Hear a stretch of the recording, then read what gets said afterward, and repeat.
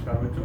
आज मैं फलन चैप्टर में अगला टॉपिक उसी में लेता हूँ, सब स्टैंडर्ड रियल फंक्शंस।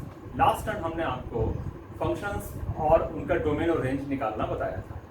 आज हम लोग डिफरेंट रियल फंक्शंस, उनके ग्राफ और उनके डोमेन और रेंज के बारे में पढ़ेंगे। तो स्टार्ट करते हैं कांस्टेंट फंक्शन से।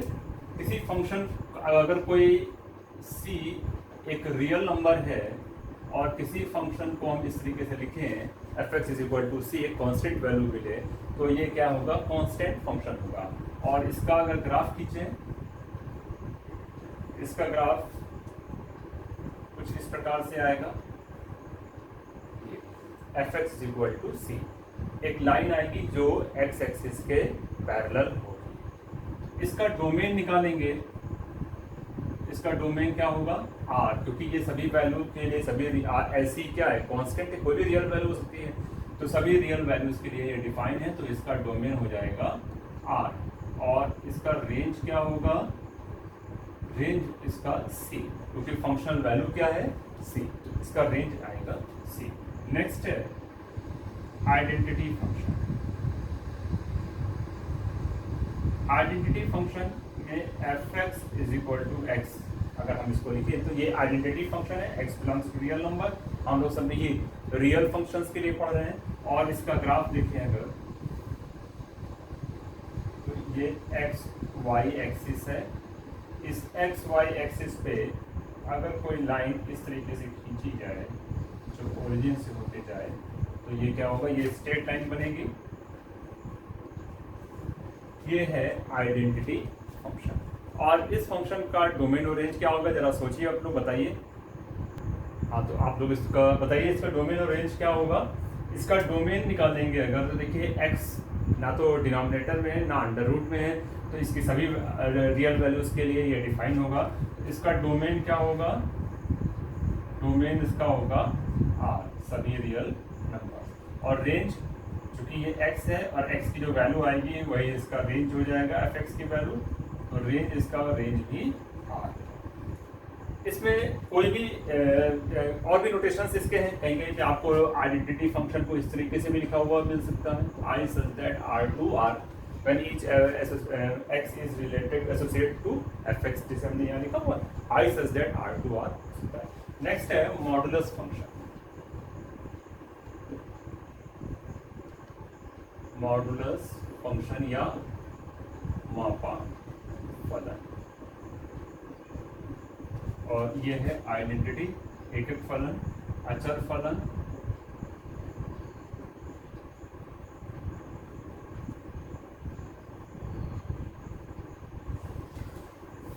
तो देखिए इसमें मॉडुलस फंक्शन क्या है? मॉडुलस फंक्शन में f(x = mod x), ये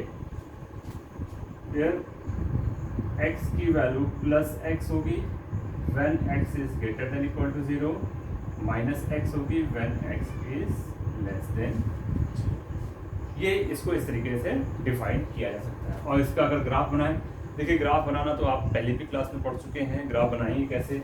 ग्राफ बनाने के लिए आपको x और f(x) की वैल्यू चाहिए। जैसे x की वैल्यू आप निकाल रहे हैं, x के डिफरेंट वैल्यूज़ के लिए आपको f(x) की वैल्यू चाहिए, और उन वैल्यूज़ को आप इन x y एक्सिस पे प्लॉट करेंगे। तो जैसे अगर आपने x की वैल्यू 0 लिया, तो f(x) की वैल्यू क्या होगी? 0। और जब x की वैल्यू आपने 1 ली, तो 1 0 से बड़ी वैल्यू है, तो 1 के करस्पॉन्डिंग यहाँ पे +1 वैल्यू मिलेगी। अगर हमने x की वैल्यू 2 लिया, तो f(x) की वैल्यू भी 2, 3 लिया तो 3 मिलेगी। इस प्रकार ये every element is associated with itself, यानी ये एकक फलन की तरफ से इधर की तरफ लाइन जाएगी 0 से बड़ी वैल्यू के लिए, कुछ ऐसी एक सरल रेखा बनेगी। अब अगर हमने इसकी वैल्यू -1 लिया, तो -1 के लिए ये फलन इस प्रकार से परिभाषित है, जब x 0 से छोटा है तो -1 वैल्यू होगी। तो जब हम यहाँ पे x की जगह -1 रखेंगे तो माइनस माइनस हो जाएगा प्लस, और x की वैल्यू अगर हमने -2 लिया तो -2 वैल्यू क्या हो जाएगी? +2। तो इस प्रकार अगर हम इसका ग्राफ खींचे तो 0 0 पहला पॉइंट ये है, फिर एक 1 1, फिर 2 2, फिर 3 3, इस तरीके से एक सरल रेखा बनेगी।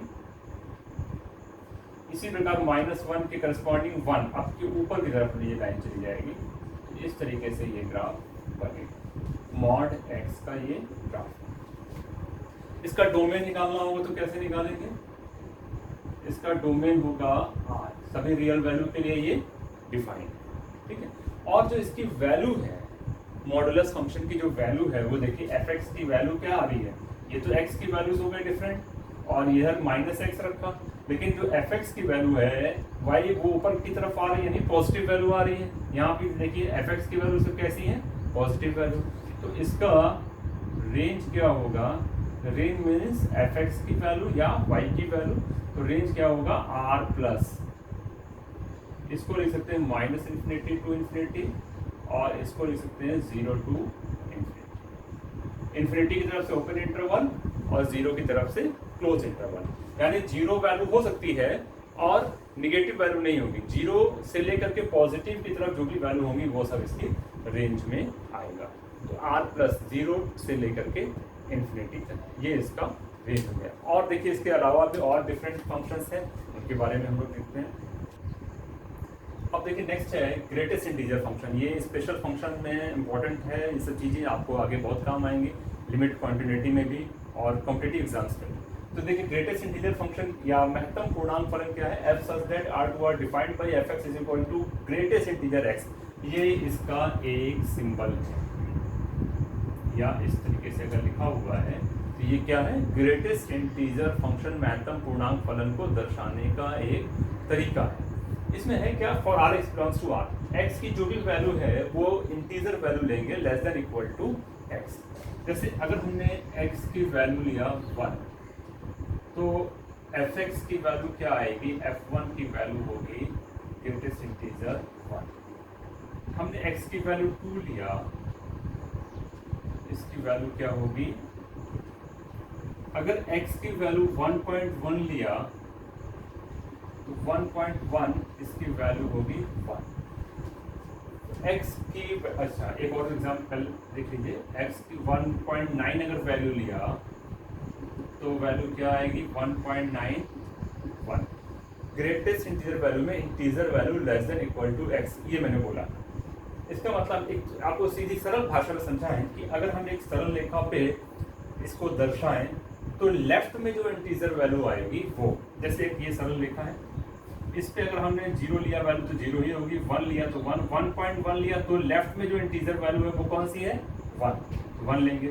1.9 ये 1 से 2 के बीच में यहाँ पे आएंगे, लेकिन ये इंटीजर वैल्यू नहीं है, तो इसके लेफ्ट में इंटीजर वैल्यू कौन सी है, 1। तो 1.9 पे भी वैल्यू कौन सी लेंगे, 1। लेफ्ट में जो इंटीजर वैल्यू आएगी सरल रेखा पे दर्शाने पे, जैसे एक और एग्जांपल लेते हैं 1.7 विद माइनस साइन, इसकी वैल्यू क्या होगी, ग्रेटेस्ट इंटीजर वैल्यू -1.7, इसकी वैल्यू क्या होगी, देखिए मैं इसको आपको दिखाता हूँ, -1 -2, यहाँ पे कहीं -1.7 आएगा। अब बताइए आप इसकी वैल्यू क्या होनी चाहिए, माइनस हमने बोला कि लेफ्ट में जो इंटीजर वैल्यू है इज ग्रेटर देन और less than equal to x, तो 1.1 थी तो वैल्यू 1 लिया, लेफ्ट में इंटीजर वैल्यू लिया जो उससे छोटी वैल्यू थी, -1.7 यहाँ पे आएगा, और -1.7 से लेफ्ट में अगर हम देंगे -2 तो वैल्यू क्या होगी, बताइए आप लोग, इसमें सोचिए जरा। हाँ तो सोचा आप लोगों ने बताया, देखिए -1.7 लेफ्ट में वैल्यू क्या है, -2, तो इसकी वैल्यू होगी माइनस। अब आइए इसका ग्राफ खींचें। इसका ग्राफ खींचने के लिए अगर इन वैल्यूज को हम यहाँ पे दर्शाएं x और y एक्सिस पे, देखिए अगर हम वैल्यू 1 ले रहे हैं और 2 ले रहे हैं तो 1 और 2 मिल रहे हैं, लेकिन 1 से लेकर के 2 के बीच में कोई भी वैल्यू लेंगे 1 ही मिलेगी। देखिए 0 से लेकर के 1, 1 से 2, 2 से 3, 3 से 4। अब आइए -1 की तरफ लेंगे, 0 से -1 के बीच में कोई भी वैल्यू लेंगे, जैसे अगर हमने वैल्यू लिया x की वैल्यू लिया 0 -0.5, तो वैल्यू क्या मिलेगी नियरेस्ट इंटीजर वैल्यू 0 -1, इसलिए इसका ग्राफ आएगा इस तरीके से। लेकिन इसमें ये स्टेप्स बन रहे हैं, सीढ़ीनुमा ग्राफ बन रहा है, और 1 के बाद 0 से 1 से बड़ी वैल्यू लेंगे, 1 देंगे तो यहीं पे वैल्यू आएगी, 1 से बड़ी वैल्यू लेने पे 1 और 2 के बीच में ही वैल्यू रहेगी, कोई भी वैल्यू x की लेंगे y की वैल्यू 1 की आएगी। इस तरीके से यहाँ पे देखिए ग्राफ ब्रेक है, टूटा हुआ ग्राफ ही है, इसलिए इसको एक और नाम दिया गया है स्टेप, इसको कहते हैं स्टेप फंक्शन भी कहते हैं। एक बार इसका ग्राफ मैं आपको फिर से समझाता हूँ, ग्राफ को और अच्छे से समझा देता हूँ कि ग्राफ कैसे बनाया गया। देखिए x की वैल्यू जब हमने 1 लिया तो y की वैल्यू 1 मिलेगी यहाँ पे, ठीक, यहाँ पे होल बना हुआ है, गैप बना हुआ है, इसका मतलब वैल्यू हम x की यहाँ पे ले रहे हैं, यहाँ पे ले रहे हैं 1, y की वैल्यू 1, ये वैल्यू यहाँ मिलेगी। गैप मतलब वहाँ पे वैल्यू नहीं ले रहे हैं जहाँ पे होल बना हुआ है। अब जब हमने x की वैल्यू 0.9 ले लिया तो fx की वैल्यू क्या मिलेगी, 0.9 की वैल्यू ग्रेटेस्ट इंटीजर लेफ्ट में 0 मिलेगी। यानी अगर हम 0 से, जब हमने x की 0 लिया वैल्यू तो y 0, अब 0 से बड़ी और 1 से छोटी कोई भी वैल्यू हम लेंगे x की तो y की वैल्यू क्या मिलेगी, 0, y की वैल्यू क्या मिलेगी।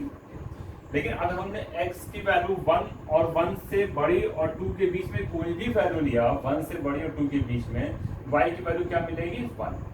और अब जब x की वैल्यू 2 लिया तो y की वैल्यू 2 इसके सामने यहाँ पे मिलेगी, इसलिए यहाँ पे गैप है। इसी प्रकार इसी नेगेटिव वैल्यू में -1 लिया, वैल्यू 0 से -1 के बीच में कोई भी वैल्यू लेंगे, अगर हमने x की वैल्यू -1 लिया तो y की वैल्यू -1 मिलेगी। लेकिन अगर हमने x की वैल्यू नेगेटिव -0.5 लिया तो -1 मिलेगी। इस तरीके से इसका ग्राफ बनता है। आप देखिए इसका ठीक उल्टा हमने इसमें स्मॉलेस्ट इंटीजर फंक्शन होगा, जैसे ये ग्रेटेस्ट इंटीजर फंक्शन है वैसे ही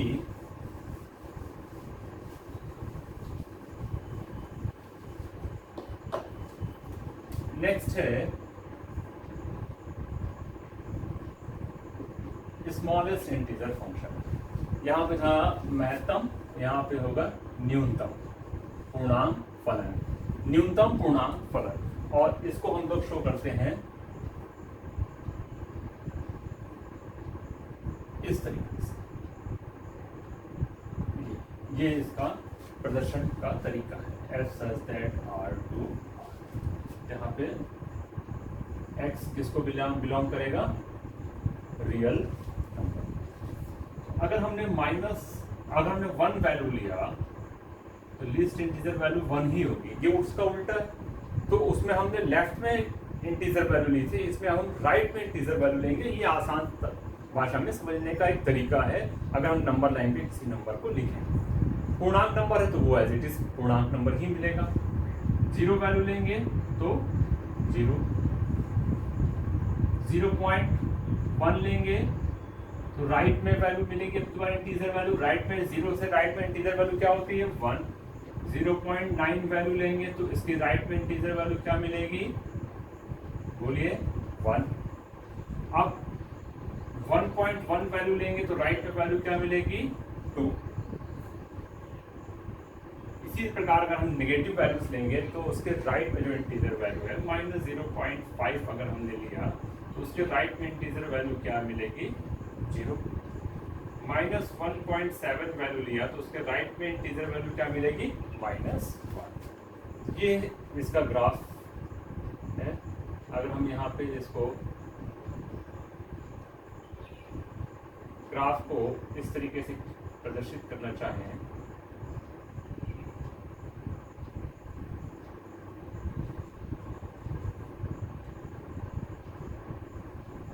x के करस्पॉन्डिंग अब की बार हमको y की वैल्यू मिलेगी। x की वैल्यू 0 है तो y की वैल्यू 0, और x की वैल्यू 0 से बड़ी और -1 से छोटी कोई भी वैल्यू लेंगे तो y की वैल्यू क्या मिलेगी, 0, y की वैल्यू 0। इस तरीके से ग्राफ इसका आएगा। x की वैल्यू अगर हमने 0.1 लिया तो y की वैल्यू क्या मिलेगी, 1, और 0.9 लिया तो भी वैल्यू क्या मिलेगी, 1, और अगर हमने 1 लिया तो वैल्यू क्या मिलेगी x की वैल्यू, y की वैल्यू 1। ये भी स्टेप नुमा बन रहा है, सीढ़ी नुमा। और इसका एक और नाम भी है, सीलिंग फंक्शन भी इसको कहते हैं, सीलिंग फंक्शन। तो नेक्स्ट अब देखिए, ये तो हो गया greatest integer function, smallest integer function. अब आता है next fractional part function. Next है फ्रैक्शनल पार्ट फंक्शन या आंशिक खंड फलन। F such that R to R defined by F X is equal to, ये इसको एक कर्ली ब्रैकेट की तरीके से बंद करके लिखा गया है, for R X belongs to R called fractional part function. जो ये कर्ली ब्रैकेट में करके लिखा गया है, इसमें x को कैसे डिनोट करेंगे, x minus greatest integer x। ये थोड़ा ध्यान रखिएगा, fractional part x is equal to x minus greatest integer x। यहीं से हमें इसकी वैल्यूज, डिफरेंट वैल्यूज निकालनी पड़ेंगी। तो अगर आपने इसकी वैल्यू 1 रखा, x की वैल्यू क्या मिलेगी, 1 minus greatest integer 1। Greatest integer 1 की वैल्यू भी 1 होती है, वैल्यू 0 मिलेगी। अब अगर आपने इसकी वैल्यू 1.1 लिया, 1 माइनस 1.1 ग्रेटेस्ट इंटीजर 1.1 की वैल्यू क्या मिलेगी, 1। वैल्यू क्या आएगी, 0। 1.9, सॉरी, इसमें x की जगह हमने 1.1 नहीं रखा, इसको मैं फिर से रिपीट कर दे रहा हूँ। x की जगह पे 1.1 रखना है, माइनस 1.1 माइनस ग्रेटेस्ट इंटीजर, इसकी वैल्यू 1 आएगी, इसका आंसर आएगा 0.1। 1.9 वैल्यू लिया तो x की value 1.9 minus greatest integer 1.9, 1.9 minus greatest integer 1.9 की वैल्यू कितनी आएगी, 1, 0.9। इसी प्रकार आप कोई भी वैल्यू ले लीजिए, 2.2 ले लीजिए value, 2.2 minus greatest integer 2.2, 2.2 minus 2.2, greatest integer 2.2 है तो इसकी वैल्यू आएगी 2 और आपका आंसर आएगा 0.2। इसी प्रकार अगर आपने कोई वैल्यू नेगेटिव लिया, माइनस 1.7, माइनस 1.7 ग्रेटेस्ट इंटीजर, तो ये वैल्यू आएगी माइनस 1.7 और माइनस 1.7 ग्रेटेस्ट इंटीजर की वैल्यू क्या आएगी, -2। माइनस माइनस प्लस हो जाएगी, इसकी वैल्यू आएगी 0.3। तो देखिए, आपने x की कोई भी वैल्यू लिया तो y की वैल्यू क्या आ रही है, y की वैल्यू या fx की वैल्यू 0 या 0 से बड़ी आ रही है, लेकिन 1 से छोटी वैल्यू आ रही है। 0 से बड़ी है और 1 से छोटी। तो इसका डोमेन क्या होगा, इसका डोमेन होगा R और रेंज, क्योंकि x की वैल्यू 1 लेने पे 0 मिल रही, लेकिन और कोई भी वैल्यू लीजिए 2 इंटीजर वैल्यू के अलावा, उसकी वैल्यू 1 से कम मिलेगी। तो 0 से लेकर के 1 के बीच में, 1 की तरफ से ओपन इंटरवल, क्योंकि 1 वैल्यू मिल नहीं रही है, 0 की तरफ से आपको क्लोज इंटरवल लगाना पड़ेगा क्योंकि 0 वैल्यू मिल रही है। और इसका अगर ग्राफ खींचेंगे एक्स वाई एक्सिस पे, तो इसका ग्राफ आएगा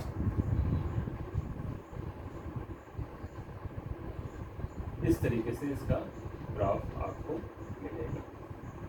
आप x की डिफरेंट वैल्यू, y की डिफरेंट वैल्यू लेकर के ग्राफ निकालिएगा, आपको यही ग्राफ मिलेगा। ये 0.0 है और ये 0.1 है।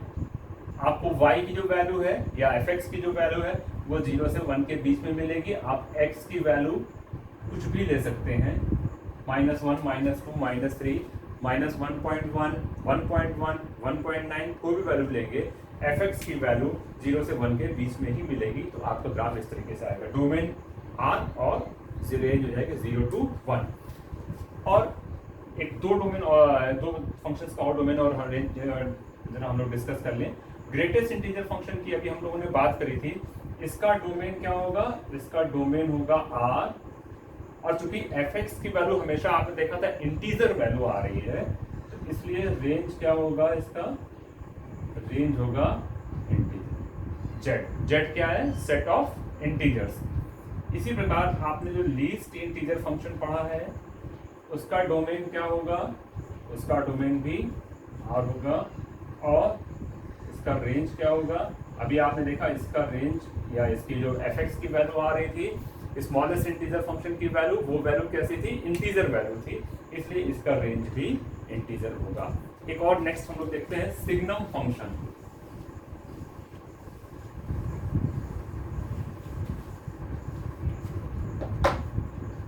सिग्नम फंक्शन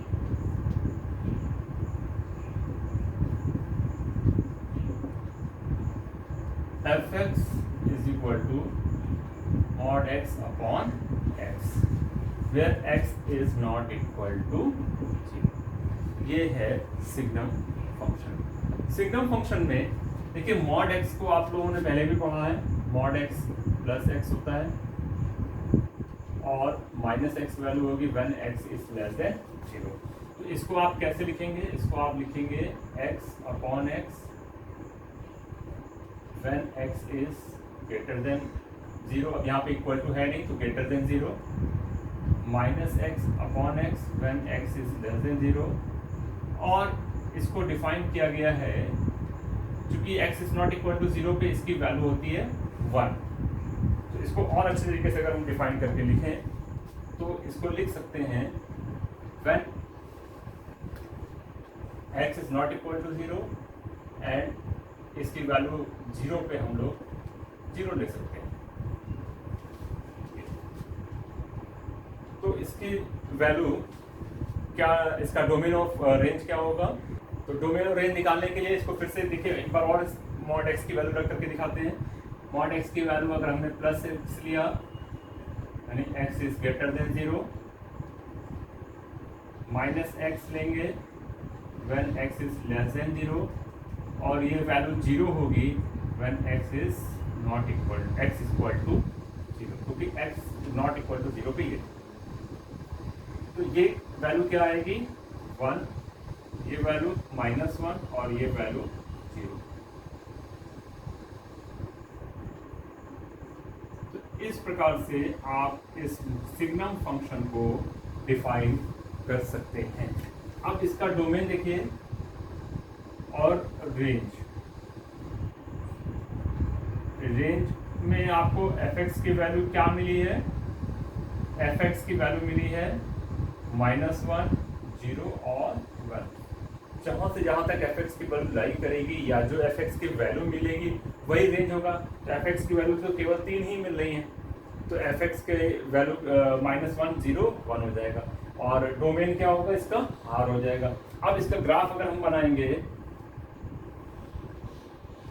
इसका ग्राफ देखिए जब x का मान 0 से बड़ा है तो fx का मान क्या मिला 1 एक कांस्टेंट फंक्शन है और x ग्रेटर देन 0 के लिए है। तो y एक्सिस के पैरेलल एक लाइन आएगी और जब x का मान 0 से छोटा होगा तो भी y एक्सिस के पैरेलल एक लाइन आएगी और ये वैल्यू आपका ऐसे इसका ग्राफ बनेगा। इसका ग्राफ भी ब्रोकन ग्राफ है।